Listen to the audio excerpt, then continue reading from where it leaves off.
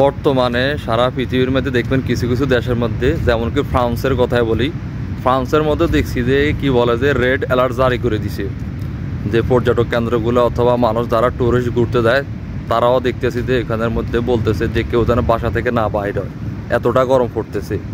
তো আর আমি এমন একটা দেশে আছি, দেখুন কুয়াশার জন্য কিছু দেখা যাইতেছে না, ঠিকমতো কোনো কিছু দেখা যাইতেছে না, এতটাই কুয়াশা। তো এটা হচ্ছে ওমান। তো ওমানের মধ্যে আরেকটা শহর হচ্ছে মাস্কেট, ওইখানের মধ্যে প্রচণ্ড গরম।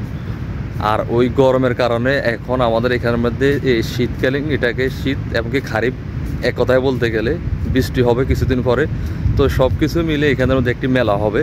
মাস্কেট যারা আছে ওইখানের মধ্যে, ওই শহরটার মধ্যে সবাই এখানের মধ্যে চলে আসবে ঘোরার জন্য। এবং কি শুধু তাই না, বাইরের কান্ট্রি যেমন কি দুবাই, কাতার, বাহরাইন, সৌদি আরব, তারা পর্যন্ত এখানে আসবে ঘোরার জন্য। এরকম একটা সুন্দর আরব গালফের তো ওয়েদার তারা দেখার জন্য তারাও চলে আসবে। কারণ এখন এই মৌসুমটা অন্য জুন জুলাই এই দুইটা মাস কিন্তু প্রচণ্ড গরম।